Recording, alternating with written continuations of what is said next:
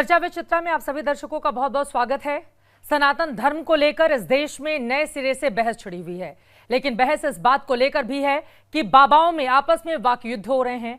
एक तरफ अनिरुद्धाचार्य हैं जो अपने बड़बोले बयानों की वजह से लगातार महिलाओं के निशाने पर हैं, तो एक तरफ हैं करोली शंकर महादेव, जिनकी ओर से दावा यह किया जाता है कि अब तक उन्होंने 10 लाख लोगों का इलाज प्राचीन पद्धति की ओर से किया गया। उनकी ओर से दावा किया जाता है चमत्कार तो नहीं, लेकिन कुछ ऐसी अदृश्य शक्तियां होती हैं जिनके जरिए 10 लाख से ज्यादा लोगों को इन्होंने कानपुर में बुलाकर उनका इलाज किया है। हालांकि एक बार एक डॉक्टर की ओर से चुनौती दी गई थी, जिनके ऊपर मारपीट के आरोप भी लगे थे, लेकिन उसके बाद से आज तक न इनके लोगों की संख्या कम हुई, न ही श्रद्धालु इनके बारे में कुछ सुनना चाहते हैं। अब सवाल यह है कि मौजूदा वक्त में साइंस को इतनी बड़ी चुनौती दे रहे हैं, लेकिन वहीं दूसरी तरफ विवादों से भी इनका गहरा नाता है। एक समय पर उन्होंने अपना नाम भी बदल लिया था। बहुत सारे ऐसे सवाल हैं जिनका जवाब आज हम तलाशेंगे, क्योंकि बाबा सवालों के घेरे में हैं। बहुत बहुत स्वागत है एबीपी न्यूज पर आपका। कैसे हैं आप करोली सरकार जी? क्यों रहते हैं इतने विवादों में आप? लोगों को पसंद है विवादों में रखना, या आपको खुद पसंद है विवादों में रहना? हम तो आनंद में रहते हैं। विवादों से फैन फॉलोइंग बढ़ जाती है, श्रद्धालु बड़े आते हैं। हम उस विचारधारा के नहीं हैं। हम इस विचारधारा के अनुभव आपको हो, सच का, सत्य का अनुभव हो, उस आधार पे आप जुड़े। हम उस विचारधारा के हैं। ये कौन सी पद्धति है जिसके जरिए 10 लाख से ज्यादा लोगों के इलाज का आप दावा करते हैं? ये सनातन वैदिक पद्धति है जो हमारे ऋषि मुनियों के द्वारा पहले से ही, पूर्व हमारे समय से ही चला आ रहा है, जो हमारी शिक्षा से गायब हो गया।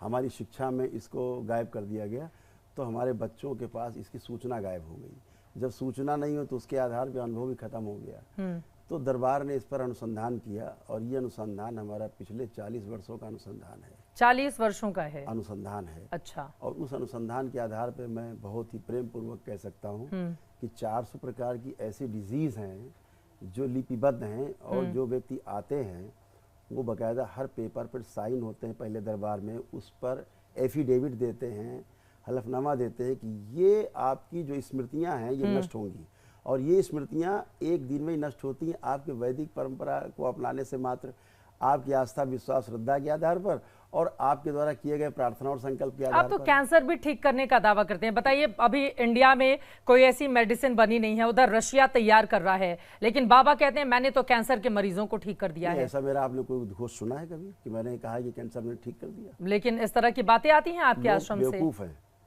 बेवकूफ लोग इस तरह की चर्चा करते हैं। दरबार इन 400 डिजीज की बात कर रहा है जो न्यूरो डिजीज हैं, जिनके आधार पर व्यक्ति परेशान, और इसका इलाज मेडिकल साइंस के पास। आप कैंसर तो नहीं ठीक करते हैं ना? कैंसर की बात ही नहीं करते ना हम लोग, तो रोग के कारण की बात करते हैं कि जो रोग का कारण है वो नष्ट हो, वो स्मृति नष्ट हो, क्योंकि स्मृतियों के आधार पर रोग है। स्मृति के आधार पर हमारा जन्म होता है, और स्मृति के आधार पर मृत्यु है। स्मृति के आधार पर मेरा रोज का जीना है। आज अगर मैं आपके सामने बैठा हूँ तो अपनी किसी स्मृति के आधार पर, आप यहाँ बैठी तो किसी स्मृति के आधार पर। स्मृति के आधार पर रोग कैसे हो सकता है? स्मृति ही रोग है। स्मृति, अगर आपके को किसी ने गंदी बात बोली है तो आपको बार बार आपको समस्या होगी, और अगर वो स्मृति हटा दी जाए आपके अंदर से कि है ही नहीं, तो आपको बार बार पिंच नहीं होगा, आपको समझ में आएगा ही नहीं, कोई रोग ही नहीं है, कोई कष्ट। अरे जब बीमारी होगी, दर्द होगा, तकलीफ होगी, तो फिर वो स्मृति में आएगा ही ना। अगर मैं बीमार हूं तो वो मेरी स्मृति का हिस्सा है, तो मैं उसको कितना भी भूलने की कोशिश करूं, ऐसा तो होगा नहीं कि मेरा सारा दर्द ठीक हो जाएगा। मुझे तो डॉक्टर के पास जाना ही होगा उसको ठीक करने। भुला सकता हूं। बताइए क्या भूलना चाहती हैं आप? मैं? हाँ, क्या भूलना चाहती हैं आप? क्या बोलना चाहती हूँ? क्या भूलना चाहती हैं आप? क्या भूलना चाहती हूँ मैं?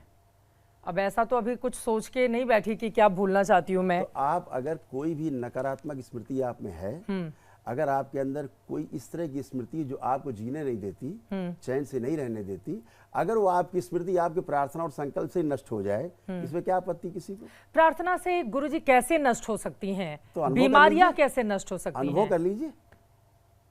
अब मैं थोड़े दिन पहले बीमार थी, आज तो मैं बीमार नहीं हूँ कि मैं अपनी दवा यहाँ से उठेंगी तो आपसे ज्यादा स्वस्थ संसार में कोई दूसरा होगा नहीं। मेरा गला खराब होता है बहुत ज्यादा, शारीरिक रूप से, हाँ, मानसिक रूप से और आध्यात्मिक रूप से। आप ये दावा कर रहे हैं? दावा नहीं है, ये सत्य है।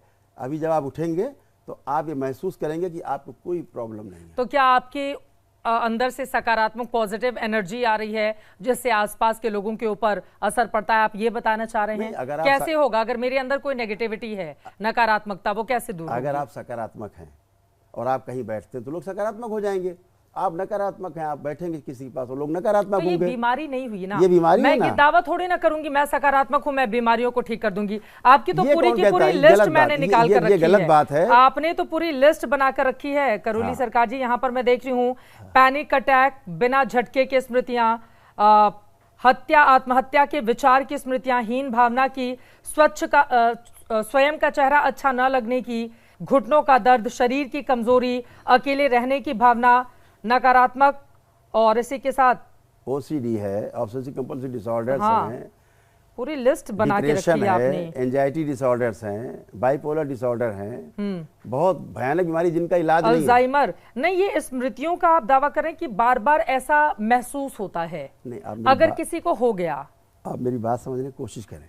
दरबार रोगों का इलाज नहीं करता, इस बात को पहले आप एक लाइन में लिख लें। दरबार जिन कारणों से रोग उत्पन्न होते हैं वह रोग उत्पन्न होते हैं स्मृतियों के आधार पर। अगर स्मृति नष्ट हो जाती है आपकी, रोग अपने आप चला जाता है। अगर जड़ कट गई तो ऊपर फल पत्ते फूल गायब, उनको नष्ट होना ही नष्ट होना है। तो अभी यही तो विज्ञान है जिसको समझने में लोगों को समय लग रहा है।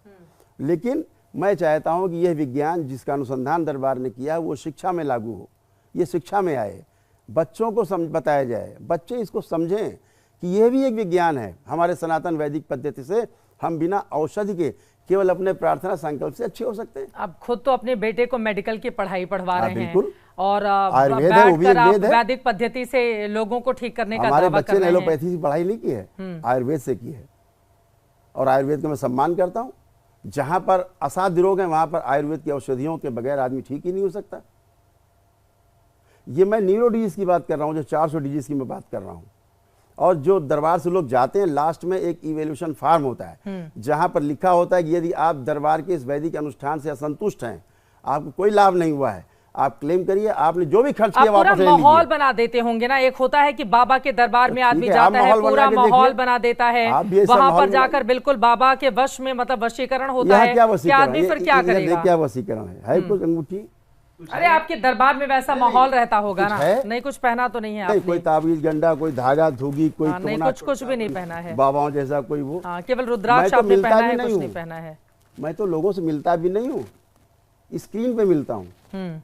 मैं अभी यहाँ बैठा हूँ, दिल्ली में रहूंगा तो लोग दरबार में हैं, वहाँ स्क्रीन पे वो हमें देखेंगे, उनको मैं अपनी स्क्रीन पे देखूंगा, बात करूंगा, वो कहते हैं गुरुदेव बिल्कुल स्वस्थ हूँ, मैं जो बीमारियां लेके आए एकदम अच्छा हूँ, मुझे कोई कष्ट नहीं है। लेकिन डॉक्टर जब आपके दरबार में जाते हैं वो कहते हैं मुझे तो कोई चमत्कार की अनुभूति नहीं हुई, फिर आपके ऊपर आरोप लगते हैं आपने उनको पिटवा दिया। देखिए, अगर आप मुझसे बात करना चाहेंगे तो मेरे जैसे व्यक्ति से आप बात करा पाएंगे, तभी बात समझ पाएगा। आप मेरी बात अब स्पेस वैज्ञानिक से कराने लगेंगे, ना वो मेरी समझेगा ना मैं उसकी समझूंगा। तो जो एलोपैथी के डॉक्टर्स हैं उनका विज्ञान का सम्मान है, जहां तक वो पहुंचे हैं उनका सम्मान है, उनकी सर्जरी का सम्मान है। लेकिन औषधियां उनकी बिल्कुल बेकार हैं। उनके पास 3 औषधि के अलावा चौथी औषधि नहीं। तो आप डॉक्टर ही बन जाइए ना, फिर बाबा बनने की क्या जरूरत है? मैं डॉक्टर से आगे की बात कर रहा हूँ। आप डॉक्टर से भी आगे की बात कर रहे हैं, आप भ्रम फैला रहे हैं लोगों के बीच में। ठीक है ना, इसको भ्रम मान लीजिए। हाँ, अगर सनातन वैदिक अब गरीब लोग आते हैं, उनको ना समझ होती है, बेचारे गरीब लोग, कम पैसे वाले, उनके अंदर भ्रम नहीं पैदा करते हैं। निःशुल्क इलाज होता है उनका, निःशुल्क स्मृतियां नष्ट होती है, निःशुल्क सारे अनुष्ठान होते हैं उनके। आइए देखिए रिकॉर्ड, आइए दरबार, आपका स्वागत है। तो स्मृतियां नष्ट करने के लिए कोई वैदिक मंत्रोच्चार भी करते हैं? कुछ नहीं करना होता है। दरबार के ब्राह्मण वैदिक परंपरा से जो भी हमारे यहाँ अनुष्ठान कराए जाते हैं, हवन इत्यादि होते हैं, उसमें लोग शामिल होते हैं केवल, और अपने लिए प्रार्थना संकल्प करते हैं। जो हमारे आचार्य हैं दरबार के, ब्राह्मण हैं, कम से कम 30 ब्राह्मण हमारे दरबार में हैं, जो आचार्य हैं एकेडमिक, वो इन सब पद्धतियों को के आधार पर लोगों को अनुष्ठान में शामिल करते हैं। ब्राह्मणों को ही आपने भर के रखा हुआ है, आरोप लगेंगे आपके ऊपर जातिवाद के। ठीक है, आप कह रहे हैं ब्राह्मण ही इलाज करते हैं इसका। जैसी दृष्टि उसको वैसी सृष्टि दिखाई देगी। जिसमें कामुकता है उसको कामुकता का ही वर्णन करेगा चारों तरफ, जिसमें अच्छा अच्छा है वो अच्छी बात करेंगे। आपके कुछ और विवादों पर मैं आऊं उसके पहले मैं आपसे निवेदन करूंगी कि एक बार जरा जिक्र कीजिए कि आखिर वो कौन सी पद्धति है जिसके जरिए आप इलाज करने का दावा करते हैं और उसकी पूरी की पूरी प्रक्रिया क्या होती है। मान लीजिए कोई आपके वहां जाता है, मैंने देखा कि आप बैठे हुए मंच पर सामने माइक में अपना वक्तव्य दे रहा होता है कि मैं इस बीमारी से पीड़ित हूं और मुझे मैंने देखा उसको चक्कर आते थे, गिरता था, तो उसको आपने 3 बार उठक बैठक करवाई और फिर आपने कहा तुम ठीक हो गए हो, वापस जाओ। फिर वो अपने बेटे की बात करता है। हाँ, मैंने कहा चेक कर लो आप ठीक है कि नहीं। यस मैं ठीक हूँ, उसकी बात पूछिए ना। मैं नहीं कह रहा हूँ कि आप ठीक हो गए, वो कह रहा है कि मैं ठीक हूँ। कुछ लोग तो ये भी कहेंगे ना अपने ही लोगों को बिठा के बाबा वीडियो तो बनवाते हैं। मेरे पास यही तो काम है, रोज रुपया सबको देता हूँ, अपने लिए बुलवाता हूँ, यही तो मेरे पास काम। मेरे पास तो पेड़ लगा है ना रुपए का।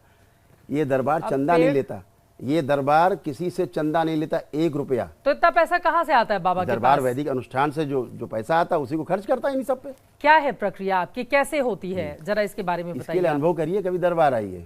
दरबार में आऊंगी तभी हो पाएगा, अभी नहीं बताएंगे।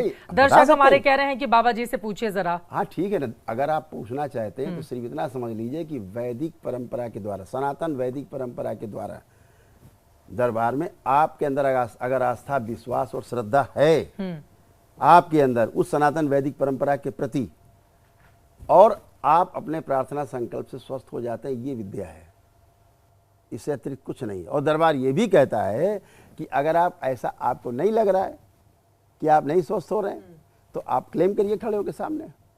उसके लिए दरबार समय देता है। आखिर में जाते समय एक इवैल्यूएशन फॉर्म होता है जिसे भरना होता है कि मैं स्वस्थ हुआ या नहीं हुआ। वो भर के जाता है कि मैं स्वस्थ हुआ तो ठीक है। मतलब गंभीर बीमारियों को नहीं, जो स्मृतियां होती हैं, आदमी को लगता है कि मैं इसका शिकार हो गया हूं, उन बीमारियों को आप खत्म करते हैं, उनके मन से वो विकार हटा देते हैं कि नहीं आप बिल्कुल स्वस्थ हैं। बार बार इसको अपने दिमाग में मत लाइए, आप इसका दावा कर रहे हैं। तमाम शारीरिक, मानसिक और आध्यात्मिक जो कष्ट हैं वो एक दिन में ही समाप्त हो जाते हैं, पहली बात जो कष्ट हैं। लेकिन जो असाध्य बीमारियां हैं वह आपके प्रार्थना संकल्प से इसलिए धीरे धीरे मुरझाने लगती हैं क्योंकि आप उधर औषधि ले रहे हैं उस असाध्य रोग की, और इधर से उस कारण था उस रोग का, जो कर्म भोग थे। हमारे जो सिद्धांत हैं वैदिक कि हमारे कर्म भोग जैसे होते पिछले जन्मों के, मेरे द्वारा किए गए या मेरे पूर्वजों के द्वारा किए गए कर्मों के, उन स्मृतियों के आधार पर उनको रोग रहे हैं। उन रोगों के आधार पर स्मृतियां छूटी मृत्यु के बाद, वो स्मृतियां हम में रहती हैं और उन स्मृतियों के आधार पर हम में रोग बनते हैं। अगर वो स्मृतियां नष्ट कर दी जाएं तो रोग और कष्ट अपने आप ही समाप्त हो जाते हैं। आप असाध्य रोगों का भी इलाज आयुर्वेदिक जड़ी बूटी से करते हैं? आयुर्वेदिक से, आयुर्वेद से जो असाध्य रोग है उनका आयुर्वेद पद्धति से, हमारे डॉक्टर्स हैं, ये सारे डॉक्टर्स हैं दरबार में, डॉक्टर्स भी हैं सारे, वो उनका इलाज करते हैं। तब लोग क्यों कहते हैं ये बड़ा तंत्र मंत्र करवाते रहते हैं अपने वहां पर बुलाकर और फिर सबको सम्मोहित करके फिर इलाज करने का दावा करते हैं बाबा? सम्मोहित क्या होना हो, सम्मोहन काहे का है, इसमें काहे का सम्मोहन है, किसको किसको आप सम्मोहित करेंगे? आप स्वस्थ होते हैं, सबसे बड़ा सम्मोहन यही है। ये अच्छा आप देखते हैं कि 10,000 लोग हर महीने इकट्ठे होकर दरबार से आके दीक्षा लेते हैं, हमारे बाबा से दीक्षा लेते हैं, बिल्कुल हमारे गुरुदेव से। मैं दीक्षा देने का माध्यम हूँ, ठीक है, मैं अपने गुरुदेव की ओर से दीक्षा देता हूँ। तो वह क्यों आते हैं? कृतज्ञतावश कि वो स्वस्थ हुए हैं, उनका परिवार स्वस्थ हुआ है। तलाक के केसेज हैं, आप मेरे सामने खड़े करिए ना 2 तलाक लेने वाले लोग और देखिए, अगर आपके सामने इसी स्टूडियो में बुलाइए आप, अगर वो ये कहें आपके सामने कि हम तलाक नहीं लेना चाहते, बिल्कुल नहीं चाहते, आप उनका ब्रेन वॉश कर देंगे? बिल्कुल नहीं करते, स्मृतियां नष्ट हो जाएंगी गंदी। तो टीवी पर बैठकर जो हमारे इस तरह के मान लीजिए परिवार के लोग हैं वो सुन रहे हैं, उनके स्मृतियां नहीं, बाबा के दरबार में ही आना पड़ेगा, ऐसे भी नष्ट हो जाएंगी। तो बताइए कैसे कैसे करेंगे आप? बुलाइए किसी को, आप खड़ा करिए। और जो लोग सोच रहे होंगे, बहुत सारे ऐसे लोग होंगे जो सोच रहे होंगे कि बाबा के पास पहुंचना तो बड़ा मुश्किल है, अगर वो कुछ बताएं, कोई उपाय बताएं। मुश्किल है, आना मुश्किल है, वो जा नहीं पाएंगे, घर में ठीक हो जाएंगे, ऐसे व्यक्ति को बहुत धन्यवाद, अपने घर में रहे, दरबार से प्रार्थना पूजा करे, ऐसे घर में ही लोग स्वस्थ होते हैं। ठीक है, चलिए, बाबा के बहुत बड़े बड़े अपने दावे हैं लेकिन मेडिकल साइंस इनको प्रूव नहीं करता है, तो बाबा के दावों को हम इतर रखते हैं। ये भी बात सच है कि हजारों की तादाद में लोग हर रोज जाते हैं इनके आश्रम में कानपुर में और वहां पर उनकी ओर से दीक्षा ली जाती है। पागल तो है नहीं जो 10,000 लोग हर महीने आकर के दीक्षा लेते हैं कृतज्ञतावश, कि जो कहीं ठीक नहीं हुए, औषधियों से ठीक नहीं हुए, क्योंकि नकली रोग हैं। 90% रोग ही नकली है व्यक्ति में, और उन नकली रोगों का जब असली इलाज चालू होता है एलोपैथी या किसी विद्या से भी, तो फिर जो केमिकल बॉडी में रक्त में मिश्रित होता है उसके कारण फिर रोग उत्पन्न होना शुरू होते हैं। इसलिए मैं कहता हूँ कि 90% जो मानसिक रोग हैं उनके कारण शारीरिक कष्ट महसूस होते हैं, लोगों का जीना मुश्किल है। अगर वह नकारात्मक रोगी स्मृतियां नष्ट हो जाएं तो व्यक्ति को रोग है ही नहीं पहले से, केवल स्मृतियां हैं, उनके पूर्वजों की स्मृतियां हैं। दरबार उनके पूर्वजों की मुक्ति कराता है, पहले पूर्वजों की मुक्ति होती, पूर्वजों को जो कष्ट रहे अपनी स्मृतियां रही मृत्यु के समय की, वो स्मृतियां बनी रहती हैं वंशजों में, उन स्मृतियों के आधार पर रोग बनने लगते हैं। वैसे आप सुनते होंगे कि पिताजी को हार्ट अटैक हुआ था, मुझे भी हार्ट की समस्या है। दरबार कहता है बीमारी नकली है, ये बीमारी ही नकली है। पिताजी को ये कैंसर था, मुझे भी कैंसर हो रहा है, ये नकली बीमारी है। ठीक है, चलिए, आपके बहुत बड़े बड़े दावे हैं स्मृतियों को लेकर, नष्ट करने का आप दावा करते हैं, लेकिन हम नहीं जाते हुए, क्योंकि मेडिकल साइंस इन चीजों को मैं तो स्वागत करता हूं, मैं आमंत्रित करता हूं दरबार में, खुले मन से आप सभी को आमंत्रित करता हूं कि आप जैसे लोग आए और दरबार को आकर के पर्दाफाश करें, और अगर सत्य है तो उसको फैलाएं, असत्य है तो दरबार। कैसे पर्दाफाश करेंगे? एक डॉक्टर पहुंचे तो थे बेचारे, पता इतनी पिटाई हुई, कितनी चोटें लगी, परेशान था वो, खुद ही परेशान बेचारा। हाँ, तो क्यों पिटवा दिया आपने? आरोप लगाए थे डॉक्टर, उसकी जांच हो चुकी, सब असत्य निकला। हाँ, सब कुछ असत्य निकला, उसकी जांच हो चुकी।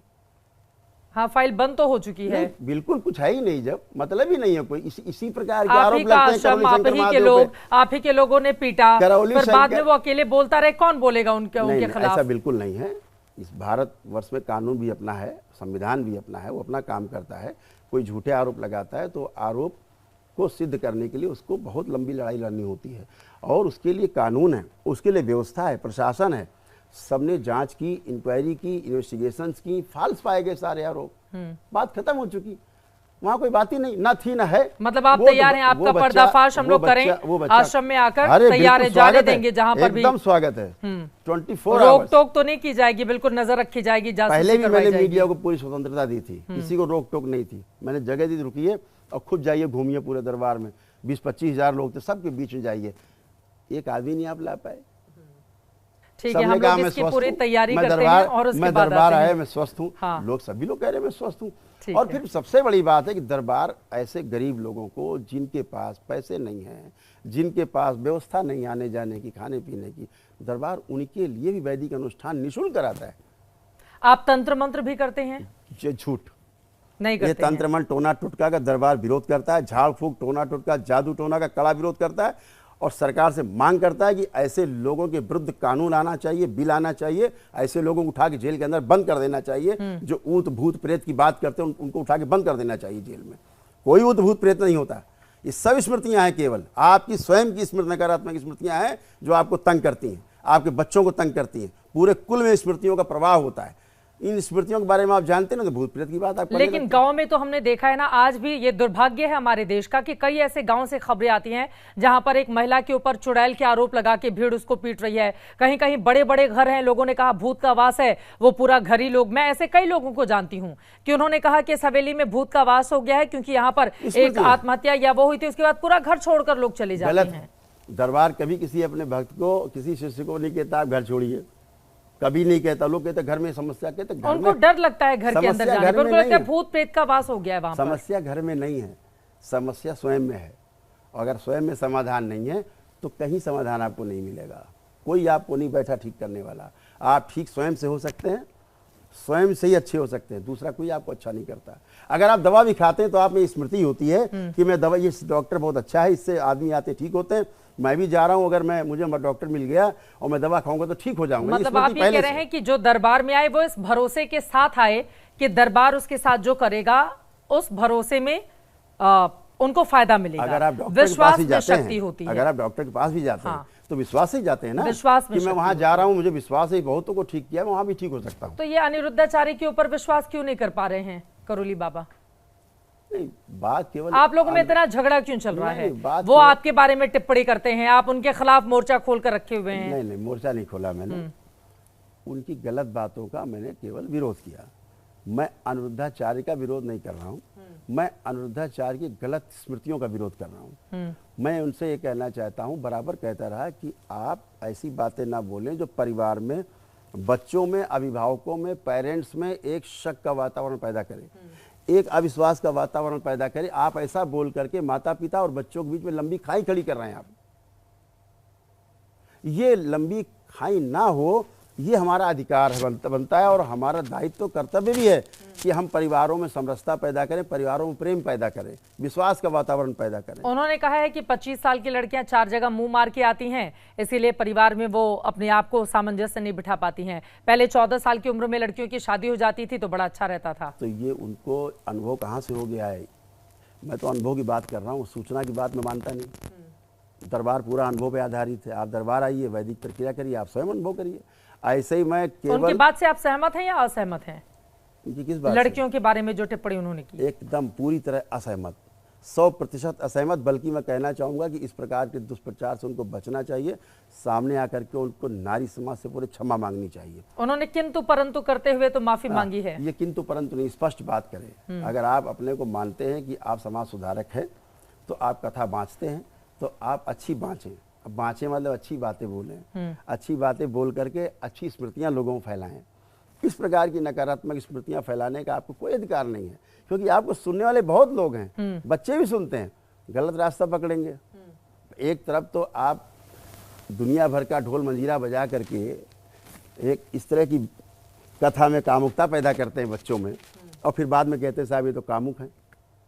आप भगवान श्री कृष्ण, भगवान नारायण ने गीता का भी तो उपदेश दिया है। बिल्कुल, गीता की बात कर लो थोड़ी, भगवान राम की बात कर लो थोड़ी, आदर्शों की, तो क्या चला जाएगा? तो वो क्यों ये वाली बातें ज्यादा क्यों करते हैं? वो कहते हैं लड़कियां मेकअप इसलिए करती हैं ताकि पुरुषों को आकर्षित करें। वो किसको आकर्षित कर रहे हैं? वो भी तो पेंट पोत के बैठे पूरे चेहरे पे। मेकअप करते बाबा? बहुत देख लीजिए सामने, उनसे पूछ लो भाई तुम क्यों, उनका आप मुंह धुलवा दीजिए, देखिए असली रूप सामने आ जाएगा। आपको लगता है कि वो मेकअप करके बैठते हैं? सामने है ही मेकअप। अरे भाई इतने डिजाइनर कपड़े पहनने की क्या जरूरत है भाई? इतने डिजाइनर और चुन्नी डाल के बैठने की क्या आवश्यकता है उनको? काजल वाजल तो लगाते हैं, अगर कुछ महंगे कमी कपड़े है, भी अगर पहनते कुछ हैं। कमी महसूस होती है आपको अपने सौंदर्य में, तो आप उसको बाहरी आवरण से पूर्ति करते हैं। तो उनके विचारों में सौंदर्य है कि उनके चेहरे का सौंदर्य लोग देखें? नहीं, तैयार होके तो बैठते हैं वो। हाँ, तो तैयार होके बैठते हैं, तो अंदर से भी तैयार होके बैठे हैं, अंदर से ज्ञान के रूप में भी। सूचनाएं बहुत है, ज्ञान कम है। आप भी मेकअप करते हैं? देखो ना कितना किया हुआ है। आप नहीं करते हैं? देखिए ना, मतलब मेरे सामने तो नहीं दिख रहा है। हाँ, नहीं, अगर कहीं भी देखा हो आपने कभी मेरे को मेकअप, यही मेरा मेकअप है, मैं जो बोलता हूँ यही मेरा मेकअप है। अनिरुद्धाचार्य आगे ये भी बोलते हैं कि 15 अगस्त इसलिए मनाया जाता है क्योंकि अगस्त ऋषि ने समंदर पी लिया था। तो 1 अगस्त से अंग्रेज इतना थर-थर कांपने लगे कि उन्होंने निर्णय किया कि अब तो 15 अगस्त को हम लोग हिंदुस्तान छोड़ देंगे। तो फिर वो हिंदुस्तान छोड़कर चले गए। क्या कहें इस आदमी के बारे में, शब्द नहीं इस आदमी के बारे में। भ्रम फैलाने के अलावा इनके पास कोई काम नहीं है। एक्शन भी तो नहीं हो रहा है। अगर वो भ्रम फैला रहे हैं, गलत बयानी कर रहे हैं, तो कुछ हो भी तो नहीं रहा है। ये काम व्यवस्था का है, जो शासन है, जो तंत्र है, उसका काम है कि हम लोग तो बात को उठा सकते हैं। ऐसा लग रहा है अभी थोड़े सॉफ्ट हो गए हैं आप। उस दिन तो कह रहे थे अनिरुद्धाचार्य के खिलाफ मोर्चा खोलेंगे, दरबार में आपकी ओर से कहा गया था कि देश के अलग अलग हिस्सों में प्रदर्शन करेंगे। मोर्चा तो तब तक चलता रहेगा जब तक क्षमा नहीं मांग लेंगे। क्या मोर्चा खोला है आपने? वैचारिक मोर्चा है। मैं तो कहता हूँ बुलाइए मेरे सामने, आप बात कराइए अनिरुद्धाचार्य जी से, मेरे सामने बिठाइए। वो आप पर भी टिप्पणी करते हैं दरबार में कि ऐसे बाबाओं के पास जाने की जरूरत नहीं है जो भ्रम फैलाकर इलाज करते हैं। ठीक है ना, भ्रमित आदमी को भ्रम ही दिखेगा, जो खुद भ्रमित उसको भ्रम ही दिखेगा। आप भी इलाज का दावा करते हैं? अनिरुद्धाचार्य कोई दावा नहीं करता। मतलब मैं सनातन वैदिक पद्धति से आपकी रोगी नकारात्मक स्मृतियों के नष्टीकरण की बात करता हूँ। जो रोगों का कारण है, रोगों का कारण नष्ट हो जाने के पश्चात रोग अपने आप गायब हो जाता है। ठीक है, रोगों के नष्टीकरण के लिए हम भौतिक बात कर रहे हैं, हम भौतिक बात ही नहीं कर रहे हैं, हम तो अभौतिक बात कर रहे हैं। जिस अभौतिक समस्या के कारण आपको भौतिक समस्याएं दिख रही हैं फिजिकल, अपने आप ही नष्ट हो जाती हैं। अगर आपको किसी व्यक्ति ने कोई खराब बात बोल दी, अगर वो आपकी स्मृति से नष्ट कर दिया जाए, ना आए कभी आपकी स्मृति में, तो फिर आपको कष्ट भी नहीं होगा। ठीक है। अनिरुद्धाचार्य का एक और बयान है, उनकी ओर से कहा गया है कि 5 साल के बच्चे की आंखों पर अगर चश्मा लगता है, 12 साल के बच्चे को अगर हार्ट अटैक आता है, या मतलब बालों को लेकर भी उनकी टिप्पणी कि 8 साल 9 साल के बच्चों के बाल अगर गिर जाते हैं, झड़ जाते हैं, तो इसके पीछे की वजह यह है कि माँ बाप ने शादी के पहले अपना वीर्य वो इस्तेमाल करते हैं, कहीं खर्च कर दिया है, और इस वजह से बच्चों को ऐसी तकलीफ होती है। वो बचा कर रखें इसको, और भी बहुत सारी बातें कहते हैं, उसको बताना फिर टीवी पे अच्छा भी नहीं लगेगा। तो उनकी बात से आप कितने सहमत हैं? इस पर कोई टिप्पणी नहीं करेंगे, बहुत अशोभनीय बात वार्ता है ये। इस तरह की वार्ता को तो हम चर्चा भी नहीं करना चाहते, समाज में खुले मंच से नहीं बात करना चाहते। इस गंदी बातों के लिए, चर्चा के लिए मंच नहीं है। तो इतनी गंदी बातें अनिरुद्धाचार्य करते हैं जो है ना, संत समाज है, उनके अंदर होगी। संत कहाँ के हैं ये? हाँ, कथावाचक हैं वो, कथावाचक है मात्र। नहीं, लेकिन जो संत समाज है भाई, ऐसे लोग सनातन धर्म को नुकसान भी तो पहुंचा रहे हैं। जिस सनातन धर्म के लिए न जाने कितने लोग जिनको हम नहीं जानते, वो दिन रात एक करके इसके प्रचार प्रसार के लिए लगे हुए हैं। अगर इस तरह के बाबा जो सोशल मीडिया पर वायरल भी होते हैं जबरदस्त तरीके से, उनके वीडियो हालांकि कई लोग मस्खरी के लिए भी देखते हैं, क्योंकि कई उनके इस तरह के संवाद होते हैं कि मस्खरापन होता है उसमें, लेकिन इस तरह की बातें अगर वो करेंगे तो फिर बच्चों पर या परिवार के ऊपर या समाज में क्या इसका गलत असर नहीं पड़ेगा? जाहिर है सर, अभी नारी सम्मान के विरुद्ध इनकी टिप्पणियों ने कि बच्चियां ऐसे करती, मुंह मारती, बच्चियां ऐसे महिलाओं की वैश्याओं से तुलना करते हैं वो। हाँ, उनकी ओर से की गई है तुलना। मुझे तो हर बच्ची में, हर स्त्री में माँ दिखती, मेरी पत्नी में ही मुझको माँ दिखती है। अब क्या करें इसके लिए, मैं कैसे टिप्पणी करूं? मेरी धर्म पत्नी जो थी, मुझे तो उसके अंदर ही माँ दिखाई देती है। पत्नी में माँ कैसे दिखाई दे सकती है? माँ तो दिखती है। कैसे? अरे माँ है ना, तो दिखती है, वो कैसे दिखेगी? कैसे? वही तो मैं, पत्नी में माँ कैसे? भाव से। और कैसे? भाव से दिखती है। अब बाबा जी, थोड़ा ज्यादा नहीं हो गया? आप वहां तक पहुंचे नहीं ना अभी, इसलिए आपको ज्यादा लग रहा है। जिससे आपने विवाह किया, आपके दो बच्चे हैं, हाँ, आप तो कह रहे हैं ठीक है ना, पत्नी वो में माँ नजर आती दायित्व तो पूरा हो गया। अब तो मेरी माँ की तरह ही है वो। मतलब आप जब से सनातन धर्म के लिए काम करने लगे, तब से फिर वो, जब से मेरे वैवाहिक दायित्व पूरे हो गए। वैवाहिक दायित्व मतलब जो हमारी जिम्मेदारियां थी परिवार की, हमारी पूरी हो गई, मैंने निभाई अपनी धर्म पत्नी के प्रति, अपने बच्चों के प्रति, और अब वो सक्षम है अपने कार्य करने के लिए। तो मैं अपने आधार पे मैं कह सकता हूँ कि मैं अब समाज के लिए कार्य कर सकता हूँ। अरे या आप तो बाबा बन के निकल गए ना, पत्नी अपनी पीड़ा कहीं भी निकल गया मैं, ये निकलने वाला हमारे यहाँ रूल ही नहीं है। हमारे यहाँ दरबार में एक ही शिक्षा दी जाती है, जितने भक्त दरबार के शिष्य हैं, परिवार को कभी नहीं छोड़ना है। ये इकाई परिवार की संसार में वो इकाई है जो आपके साथ हमेशा रहती है। इस संसार में आपके परिवार से सुंदर जगह आपकी दूसरी कोई नहीं है, ना हिमालय है और ना ही कोई जंगल है। परिवार से बढ़ करके संसार में आपके लिए कोई दूसरा स्थान नहीं है जो आपको प्रेम करता है। इसलिए परिवार में रह करके सारी साधनाएं करनी है। दरबार ये शिक्षा देता है और ऐसे लोगों को जोड़ के रखता है। हमारे दरबार के प्रत्येक भक्तों से मिल लीजिए, सब अपने परिवार में रह करके साधनाएं कर रहे हैं। दरबार भगोड़ा नहीं है, घर परिवार छोड़ के भाग गया, ऐसा भगोड़ा नहीं है। हम अपने देश के सभी साधु संतों का सम्मान करते हुए ये कहना चाहते हैं कि इस प्रकार के जो लोग हैं, जो सनातन धर्म को बदनाम कर रहे हैं, जो सनातन धर्म को एक नई गंदी दिशा में मोड़ना चाहते हैं, और इस प्रकार के लोगों को डराने धमकाने का भी काम चालू हो गया। गोलीकांड चालू हो गए लोगों को डराने धमकाने के लिए। हाँ, बोलो मत, वो कह रहे साहब कोई बोलेगा अनिरुद्धाचार्य के खिलाफ तो साहब जो है गोली मार दी जाएगी, बिल्कुल गोली मार दी जाएगी। इस तरह से डराने से भारत डरेगा? अरे भारत मुगलों से नहीं डरा, ये भारत अंग्रेजों से नहीं डरा, और ये भारत इन गुंडों से डर जाएगा। अरे लेकिन गोली चल गई है बरेली में। इनकी ऐसी गोलियां कितनी चलती रहेंगी, इन्हीं के कारण गोलियां चल रही हैं। वो बता रहे हैं गुंडे हैं, उन्होंने कहा सनातन धर्म के खिलाफ कैसे बोल सकते हैं खुशबू? मैं यही तो कह रहा हूँ, इन्हीं की वार्ता से लोग उत्तेजित हो रहे हैं और नारियों के प्रति उत्तेजित ज्यादा हो रहे हैं। नारियों के अत्याचार शुरू हो रहे हैं, नारियों पर गोलियां चलने लग गई हैं। पहले तो गाली से काम चल रहा था इनका, अब गोलियों से, क्योंकि इन्होंने कोई खंडन नहीं किया है। उन्होंने कहा अनिरुद्धाचार्य जी के लिए कोई खंडन आया नहीं, ये गलत है। सनातन धर्म में हिंसा का कोई स्थान नहीं है, कोई इन्होंने खंडन किया नहीं, अभी तक इनके लोगों ने कोई खंडन किया। इसका क्या मतलब निकलता?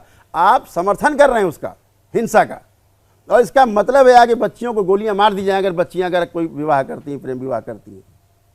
वो तो लिव इन रिलेशनशिप पर भी कहते हैं कि ऐसे कुत्ते बिल्लियों की तरह हैं ये। कौन से लिव इन की बात कर रहे हैं? वो उनका लिव इन है क्या जानते हैं लिव इन के बारे में? शादी के पहले लड़के और लड़कियां साथ में हमारे शास्त्रों में 8 प्रकार के विवाहों का वर्णन है। 8 प्रकार के, ब्राह्मण विवाह, दैव विवाह, आर्ष विवाह, प्रजापति विवाह, गंधर्व विवाह, राक्षस विवाह, पैशाचिक विवाह और असुर विवाह। 8 प्रकार के विवाहों का वर्णन हमारे शास्त्रों में है। उसमें गंधर्व विवाह भी है। गंधर्व विवाह ने जैसे आजकल का प्रेम विवाह है, बच्चों जो बगैर माता पिता को बताए अगर कर रहे हैं तो उसके लिए आपको क्या समस्या है? उनकी निजता है ये। और अगर बच्चे उस दिशा में चले, मैं स्वयं गंधर्व विवाह में प्रेम विवाह है, प्रेम विवाह कि पहले एक दूसरे को जाने, पसंद करें, उसके बाद विवाह जी करें। ये नवा विवाह जो लेके आए हैं, अब बाहर से आ गया लिव इन करके, ये बाहर से आया है कि शादीशुदा स्त्री पुरुष किसी अपने परिवार को छोड़ करके, पति पत्नी को छोड़ करके दूसरे किसी शादीशुदा या अविवाहित किसी के साथ रह रहे हैं, ये अनाचार, ये दुराचार, ये व्यभिचार है, ये उनका लिविन हो सकता है। हाँ। मैं कह रहा हूं बच्चे गंधर्व विवाह अगर कर रहे हैं उसका कोई समर्थन नहीं करेगा, अपने परिवार को छोड़कर किसी की पे कोई समर्थन सरेआम विरोध नहीं करता हूं करेगा। मैं ऐसी घृणित चीजों का। लेकिन हाँ। अगर दो बालिग बच्चे, दो अविवाहित बच्चे अगर अपना वर चुनते हैं, एक दूसरे को चुनते हैं साथ रहने के लिए, इसमें क्या आपत्ति है किसी को? ये उनकी निजी चीज है। कानून समर्थन करता है, हमारा भारत का सर्वोच्च न्यायालय ने उनको कवर दिया हुआ है, हमारे भारत का कानून समर्थन करता है उनका। तो ये कौन उनसे प्रश्न उठाने वाले? कुत्ते बिल्ली बोलते हैं उनको। तो कुत्ते बिल्ली उनको बच्चे कुत्ते बिल्ली नजर आते हैं, तो क्या कर सकता हूं मैं इसके लिए? अनिरुद्धाचार्य की लेकिन जुबान नहीं बंद हो रही है। उनकी इतनी आलोचना, बनारस में हमने देखा कैसे बहुत बड़ी तादाद में महिलाएं सड़कों पर उतरी, उन्होंने प्रदर्शन किया। खुशबू पटानी का हम सब जानते हैं, मेरे साथ बहुत सारी महिलाएं ऐसी हैं जो इस तरह की जो गलत बयानबाजी है, इसको गलत भी नहीं, दरअसल इसको फूहड़ बयान कहेंगे, जो फूहड़ बयान वो देते हैं उनका विरोध करते हैं, लेकिन उसके बावजूद वो चुप होने को तैयार नहीं है। अपनी बातों को वो पीठ पर बैठकर जायज बताते हैं। ठीक है, इस बात को समाज में आके मीडिया चैनल के सामने बोले कि उन्होंने जो बात कही बिल्कुल सही, फिर से बोल के दिखाएं कि बच्चियां मुंह मारती हैं 4 जगह। अब नहीं बोलेंगे? नहीं, बोले कि दिखाएं। आपको क्यों लगता है कि अब नहीं बोलेंगे? वो उनको एहसास हो गया गलत बोला उन्होंने। अच्छा, बस अहंकार है उनका, तो क्षमा नहीं मांग रहे हैं। ठीक है, तो अब नहीं बोलेंगे, आप ये कह रहे हैं कि अब मुझे नहीं लगता है बोलेंगे। कि उनको समझदारी काफी विकास हो गया है। आपकी कोई बातचीत हुई है? नहीं, मेरी हुई नहीं है, होगी तो कोई आपत्ति भी नहीं है। ठीक है, मैं तो चाहूंगा कि वो, मैंने तो कहा है हाँ। कि जिस दिन वो क्षमा मांगेंगे, मैं पहला व्यक्ति होऊंगा जो चल करके उनको जा करके सम्मान करूंगा। अरे उनकी स्मृतियां इस तरह के फूहड़ बयानों की खत्म क्यों कर नहीं देंगे। दूर कर देते हैं आप? खत्म कर देंगे। बुलाइए अपने वहां कानपुर मैं तो कहा, में स्वागत उनकी है। ऐसी फूहड़ अगर बयानबाजियां हैं, आप बुलाइए, उनकी स्मृतियां खत्म कीजिए, बिल्कुल खत्म हो जाएंगी। क्योंकि बाबा को भी तो इलाज की जरूरत है ना, नहीं तो उसके महिलाओं लिए- के खिलाफ उसके- लगातार वो गंदे गंदे बयान मैंने देते कहा, रहेंगे। उसके लिए अपने अंदर आस्था, विश्वास, श्रद्धा होनी चाहिए दरबार के प्रति, अपनी सनातन वैदिक परंपरा के प्रति। अगर वो संकल्प करके आते हैं दरबार में, सब खत्म हो जाएंगे। आप भी बाबा हैं, आपके भी लाखों फॉलोअर हैं, लेकिन जब भी इस तरह के बाबा को लेकर सवाल खड़े किए जाते हैं उनके गंदे बयानों पर, तो फिर एक तबका आ जाता है ये बताते हुए कि ये लोग सनातन धर्म को बदनाम कर रहे हैं, इन्होंने तो ठेका ले रखा है सनातन धर्म को बदनाम करने के लिए। तो उनके लिए क्या संदेश है आपका? नहीं, देखिए क्या है कि क्या सनातन धर्म को इससे जोड़कर देखा जाना चाहिए? दोनों अलग अलग चीजें हैं ना। सनातन धर्म क्या है? मानव का लक्ष्य समझने की बात है। पहले क्या आदमी चाहता क्या है? हर आदमी सुख चाहता है, और सुख ही नहीं चाहता है, निरंतर सुख चाहता है, कंटिन्यू हैप्पीनेस चाहता है, सुख का कहीं पे डिसकंटिन्यूटी ना हो, ये चाहता है। और अगर व्यक्ति जितना उसके पास ज्ञान है उतना वो कर रहा है, इसमें क्या आपत्ति है? आज जितना ज्ञान जिस भी व्यक्ति के पास है उतना काम कर रहा है, क्योंकि मनुष्य ज्ञान अवस्था की इकाई है। ये कुत्ता बिल्ली नहीं है कि माता पिता से जो इस मेमोरी मिल गई, वो उनको आहार, निद्रा, भय और प्रजनन की जो उनको स्मृतियां हैं वो उसी आधार पर काम करेंगे। उनको सिखाने के लिए कोई टीचर नहीं है, लेकिन मनुष्य को सिखाने के लिए टीचर हैं, माता पिता हैं, गुरुकुल हैं, गुरु हैं, आचार्य हैं। तो वो जितना ज्ञान उनके पास आया है, सूचना के रूप में पहले आया है, अनुभव किया है, तो ज्ञान हो गया है। अरे वो तो पत्नियों को लेकर भी टिप्पणी करते हैं, कहते हैं कि रावण पहले सीता जी को लेकर गया, आजकल की महिलाएं तो पता चल जाएगा ये ज्यादा पैसे वाला है तो खुद ही उछल के बैठ जाएंगी उसके साथ कि ले चलो मुझे। ये काम शास्त्री, हम इनके बारे में कोई बात ज्यादा इसलिए नहीं करना चाहते, इनके पास सिर्फ महिलाओं के लिए बातें, क्या करें इनसे? क्यों करते हैं इतनी महिलाओं के बारे में बातें? कोई ज्ञान की बातें करें, इनके पास भंडार सूचनाओं का वही है, मुझे लगता है। तभी तो बोलते हैं अंदर से वो। अगर स्मृतियां ना हो तो नहीं बोलेंगे, दरबार आ जाए उनकी स्मृतियां भी नष्ट कर देंगे, अगले दिन से वो नारियों की लच्छी बात करेंगे। तो आपको लग रहा है कि उनकी स्मृतियां नष्ट किए जाने की जरूरत है महिलाओं को लेकर गलत बयानबाजी का? कभी मिलेंगे तो नष्ट करूंगा। क्यों? मैं अनिरुद्धाचार्य को अपराधी नहीं मानता, मैं संसार में किसी को अपराधी नहीं मानता। मैं अपराधी मानता हूं तो नकारात्मक रोगी स्मृतियों को अपराधी मानता हूं। अगर लोगों से नकारात्मक रोगी स्मृतियां नष्ट कर दी जाएं तो उनके अंदर एक गंदा विचार नहीं आएगा। ठीक है, एक और विचार आ गया है। देखिए, आपसे बातचीत करते करते एक और बाबा का बयान आया है जो बहुत चर्चा में है, और ये हैं उत्तर प्रदेश के बुलंदशहर में जूना अखाड़े के महामंडलेश्वर यति नरसिंहानंद सरस्वती ने महिलाओं को लेकर विवादित बयान दिया है। उन्होंने कहा है कि जो महिलाएं एक बेटे को जन्म देती हैं वो नागिन की तरह होती हैं। यति नरसिंहानंद ने कार्यक्रम में बैठी महिलाओं से कहा है कि आप अपने परिवार को बड़ा कर लो वरना 2-2 रुपए में बिक जाओगी। अब किस परिप्रेक्ष्य में कहा मुझे महिलाओं और मुसलमानों को जोड़ते हुए उन्होंने, वो उन्हीं से पूछ लीजिए इसके बारे में। तो उनके बारे में कुछ नहीं कहेंगे आप? ठीक है, मुझसे तो इस बारे में अगर बात की जाए, वैचारिक बात की जाए कि कोई भी हो, मतलब चाहे वो केवल साधु संत की बात नहीं कर रहे, समाज का कोई व्यक्ति हो, अगर नारियों के लिए इस प्रकार की अभद्र टिप्पणी करता है तो वो निंदनीय है, घोर निंदनीय है। और वो निंदा से बच नहीं सकता। भाई मैं कहता हूं अगर बच्चों ने ये आपका समाधान क्या है, मैं पूछना चाहता हूं ऐसे लोगों से जो अनिरुद्धाचार्य जी जैसे लोग हैं कि आपके पास कोई पैकेज है, कोई आपके पास समाधान है कि अगर बच्चे गलत रास्ते में चले गए, मैं स्वयं दैव विवाह और जो हमारा ब्रह्म विवाह है यानी जो माता पिता की सहमति से हो, समाज की सहमति से हो, मैं उसको सर्वश्रेष्ठ मानता हूँ। या लड़के लड़की ने एक दूसरे को पसंद कर लिया, माता पिता से अपने चर्चा करते हैं, वो स्वीकार लेते हैं, फिर वो विवाह होता है, मैं इसको सर्वश्रेष्ठ विवाह पद्धतियों में मानता हूँ स्वयं। लेकिन अगर बच्चों के पास उतना ही ज्ञान है कि मैं माता पिता से अलग रह करके मेरे माता पिता विवाह नहीं होने देंगे और मेरे लिए यही अच्छा जीवन साथी है, अगर ऐसा विवाह कर लेते हैं, शास्त्र में उसका वर्णन किया गया है, तो उसके लिए आपके पास क्या उपाय है कि बच्चों को वापस से मुख्य धारा में लाया जाए, माता पिता से मिलाया जाए, माता पिता में जो नकारात्मक रोगी स्मृतियां उनको नष्ट की जाए। ऐसे बहुत सारे आप तो दरबार लाइए, कर रहे हैं, आप दरबार में ऐसे बहुत सारे परिवारों को मैं जानती हूं, अगर लड़के लड़की ने खुद की पसंद से विवाह कर लिया, परिवार सहमत नहीं था, तो घर वाले रिश्ता तोड़ लेते हैं अपने बच्चों से। ठीक है ना, ऐसे भी तो उदाहरण लाखों हैं कि माता पिता बाद में मान जाते हैं। दोनों पक्ष देखिए ना आप। तो जो लोग रिश्ता तोड़ लेते हैं उन्होंने तो बच्चों को छोड़ दिया ना। ऐसे माँ बाप को कुछ संदेश, कोई माता पिता कभी नहीं बच्चों को छोड़ सकता, वो नहीं मतलब रखते हैं अपने ठीक है, वो सामाजिक उनके ऊपर कोई दबाव होता है इसलिए ऐसा करते होंगे, लेकिन मुझे नहीं लगता कोई माता पिता अपने बच्चों को छोड़ देता है या कोई बच्चा अपने माता पिता को छोड़ देता है, ऐसा कभी नहीं होता। एक बच्ची ब्याह करके अपने पति के घर जाती है, मरते दम तक, जिस दिन अर्थी निकलती है उस दिन तक अपने माता पिता को याद करती है। कभी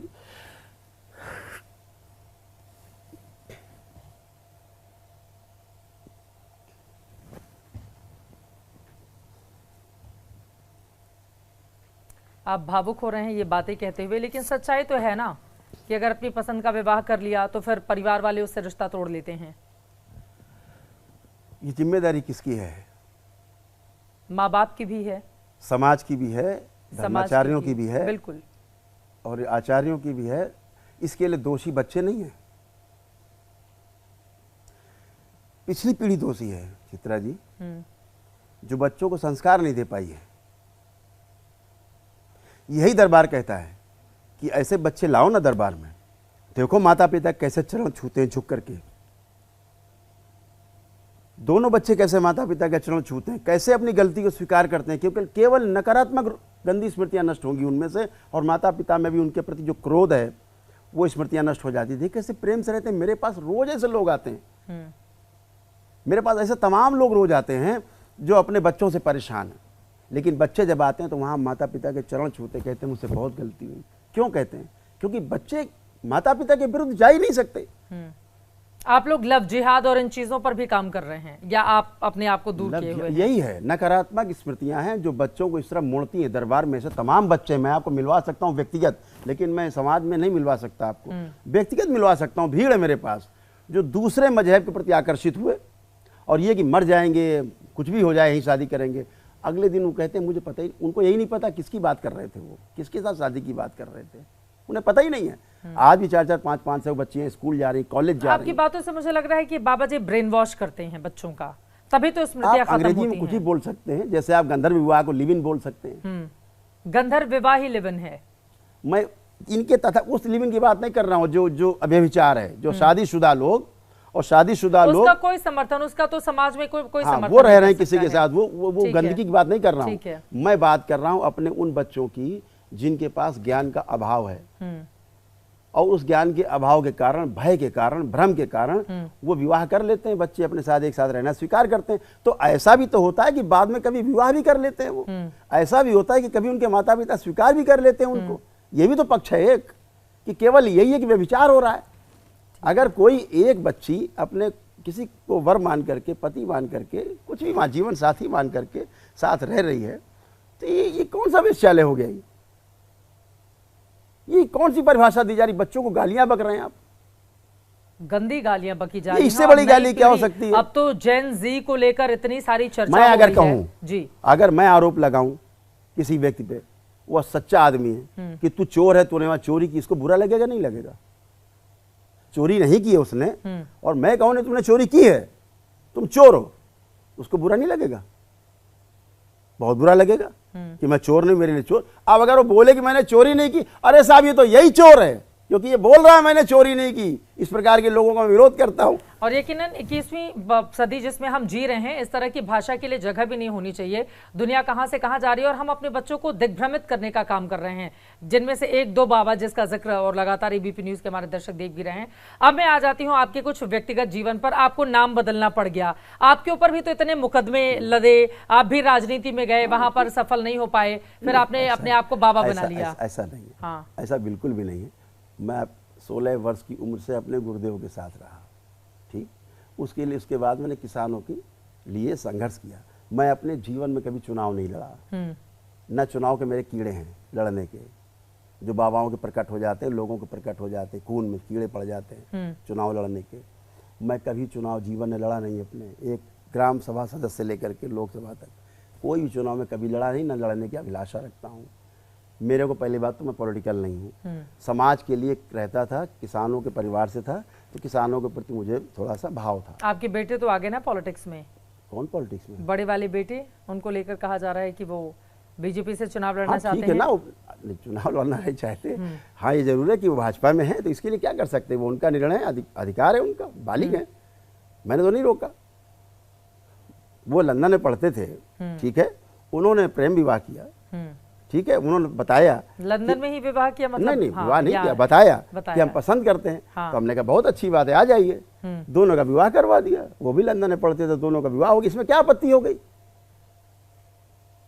अपने बेटे को आप पढ़ा रहे हैं लंदन में, और यहाँ पर आप दावा कर रहे हैं तंत्र मंत्र और इसके जरिए तंत्र मंत्र में आ गए। बच्चों के किसी भी अधिकार को मैंने कभी कटौती नहीं की। मैंने अपने बच्चों का कभी रिपोर्ट कार्ड नहीं देखा स्कूल का कि कितने नंबर आए। मैं आपसे बहुत दावे से कह रहा हूँ, मैंने अपने बच्चों का कभी रिपोर्ट कार्ड नहीं देखा। बच्चे आए भी, पापा मेरे से नंबर, थैंक यू बेटा, बहुत बढ़िया, खुश रहो। कभी मैं स्कूल नहीं गया, बच्चों की एक भी पेरेंट्स मीटिंग में नहीं गया। मुझे इस शिक्षा से मेरा कोई, ये मानता हूँ इस शिक्षा का भी ज्ञान बच्चों को होना चाहिए, जो स्कूली शिक्षा है, लेकिन उसके साथ साथ जो हमारी वैदिक शिक्षा है, जो हमारी सनातन वैदिक शिक्षा पद्धतियां हैं, उनकी जानकारी भी होनी चाहिए बच्चों को। ये जरूर होनी चाहिए। मूल्य शिक्षा का अभाव है, जो मूल्य शिक्षा हमारे स्कूल कॉलेज से गायब है। मैं आपके मुकदमों की बात कर रही थी कि जब आप मुकदमे लाइए, बताइए। मैं आपके चैनल पर दावा कर रहा हूँ, फिर आपके चैनल पर दावा कर रहा हूँ, अपनी जिंदगी में पूरे, आज मैं 62 वर्ष की उम्र का हूं, कभी भी मैं किसी भी क्रिमिनल केस में मैं कभी जेल गया हूं, कभी क्रिमिनल केस में मैंने जाकर कोई बेल कराई हो, चोर की सजा मेरी सजा नहीं, मेरे सामने व्यक्ति आ जाए, उसके मुंह पे काली पोत दे थोड़ी सी। आरोप लगाते हैं आपके ऊपर? आरोप तो लगाते रहेंगे लोग, उनको विचारो काम ही क्या, आरोप लगाने वालों और काम क्या उनके पास। मेरे ऊपर तमाम मुकदमे लगाए गए, मेरे ऊपर तमाम मुकदमे लगाए गए। राजनीति, जब मैं किसानों की राजनीति करता था, मुलायम सिंह जी की गवर्नमेंट ने मेरे ऊपर तमाम मुकदमे लगाए। लेकिन यह भी सत्य है कि कैबिनेट की आपातकालीन बैठक में जब बड़ा आंदोलन हुआ किसानों का, तो कैबिनेट की आपातकालीन बैठक में मुलायम सिंह जी की अध्यक्षता में मेरे सारे मुकदमे विड्रॉ किए गवर्नमेंट ने। गवर्नर को गया, गवर्नर अध्यादेश बना और मैं जेल से बाहर आया। ये तो आंदोलन है। तो आंदोलन में अगर कोई जेल गया तो अपराध है, आंदोलन में सभी जेल जाते हैं, पूरा देश जेल गया है अंग्रेजों के खिलाफ आंदोलन करके। इसमें कौन सी आपत्ति है? मैं फिर जाने को तैयार हूं। मुलायम सिंह जी ने मैं राम मंदिर में आंदोलन जेल गया तो इसका अपराधी हो गया, मैं अपराधी हो गया। इससे इनके चिल्लाने से क्या होगा? प्रमाण होने चाहिए, प्रमाण। और जो केस मुझ पे लगे कुछ भी नहीं है, सब खत्म हो चुका। तो जिस तरह के बयान देते हैं लोग, इन नासमझ लोगों के लिए हम सिर्फ प्रार्थना कर सकते हैं कि इनकी स्मृतियां गंदी नष्ट हो।